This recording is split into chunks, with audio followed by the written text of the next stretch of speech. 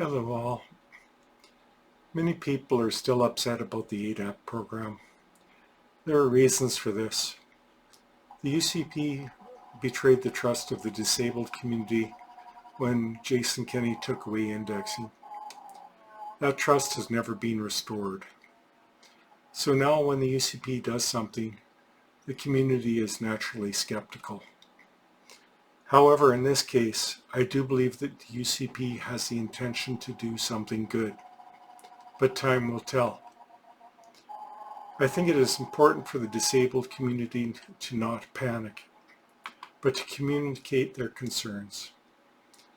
I wish Jason Nixon would tell me of his intentions so that I can communicate those thoughts to our community.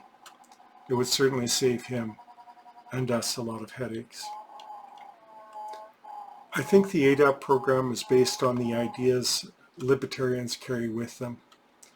For the most part, libertarians oppose social supports because they see them as a trap. They believe people should stand on their own. When the government steps in, it weakens that resolve. Welfare, they say, keeps people dependent. It takes away the drive to work and to make a better life. Instead of giving handouts, libertarians want policies that create jobs and opportunity. They want to let people work, let them build. That is the way they see to escape poverty. They also see government programs as wasteful. Bureaucrats slow things down. Too much money pays for paperwork instead of helping people. They call it inefficient, costly, and unsustainable. Private charity, they argue, does the better job. It helps without trapping people in a cycle of reliance.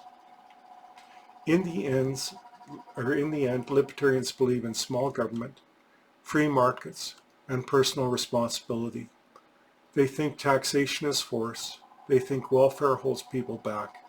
They want the economy to take care of people, not the state. Others disagree. They argue that safety nets protect the vulnerable, but libertarians hold firm. They believe in freedom, they believe in choice, and they believe people should be left to rise or fall on their own. So where do we, the disabled persons, see the error in the way libertarians think?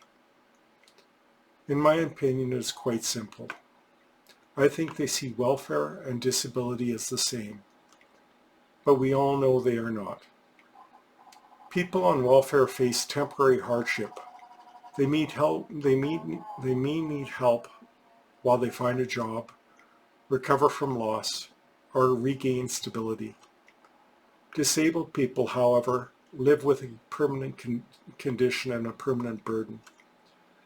Their struggles are not fleeting. Their condition simply does not improve with time or effort.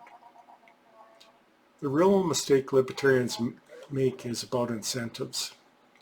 They claim social programs discourage work. They argue that people will take assistance and stop trying. But this argument assumes a choice. Disabled people do not choose their condition.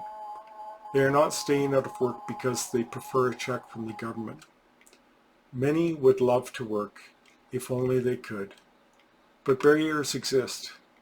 Their bodies, their health, their limitations hold them back. It's not laziness or dependency. Welfare is like sitting in a chair you one day can stand up from. It is a pause, a temporary stop before moving forward. Disability is different. It is like being strapped to that chair. If you need to move, that chair comes with you. Heavy and unyielding. Every task, every moment, every effort is burdened by it. The libertarian idea of simply getting up and working does not apply. The system is not trapping disabled people. Their condition is. Dismissing disability benefits as a disincentive to work ignores reality. These programs are not keeping people from employment. Disability itself is. Without support, survival is even harder.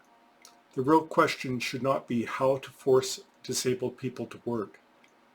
but how to create a society where they can live with dignity, whether they can work or not. Is Jason Nixon a libertarian? Time will tell, but he is not Jason Kenney, so there we are. At this point, I'd like to tell a tale I remember from my childhood. Can't remember who told it to me, but I'll do my best to recreate the story. It was called A Tale of Two Bridges. In a vast and prosperous kingdom, two men set out on a journey to a great city. The first man, Stephen, was strong and able-bodied. The second, Thomas, had lost the use of his legs and traveled in a simple cart pulled by his own arms. The road to the great city was long and filled with obstacles, but the most daunting of them all was the great river. This divided the kingdom in two. A mighty bridge stood across it, allowing travelers to pass freely, provided they could walk. Stephen crossed with ease, but when Thomas reached the bridge, he found its steps too steep and the gaps too wide.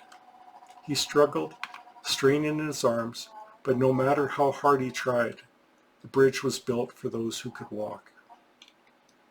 A group of city elders stood by, observing. "We have given him a small portion of food and water for his journey," one elder said. "That should be enough." "But the food does not help him cross the river," another replied. Then a wise elder spoke. "A bridge is only a bridge if all can cross it. What we call aid should not merely keep a man alive. It must help him move forward."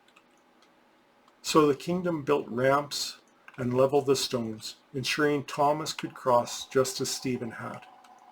And when he reached the great city, he did not merely survive, he thrived, bringing new ideas, wisdom, and strength to the kingdom. And so the people understood. True support is not merely sustenance, but a means to overcome barriers, so that all may stand equal. I hope tonight's little video was not too long. There was a lot to go through. I'll speak to the potential of clawbacks as mentioned in the St. Albert Gazette in my next podcast. Have a good evening, everyone, and take care of yourselves.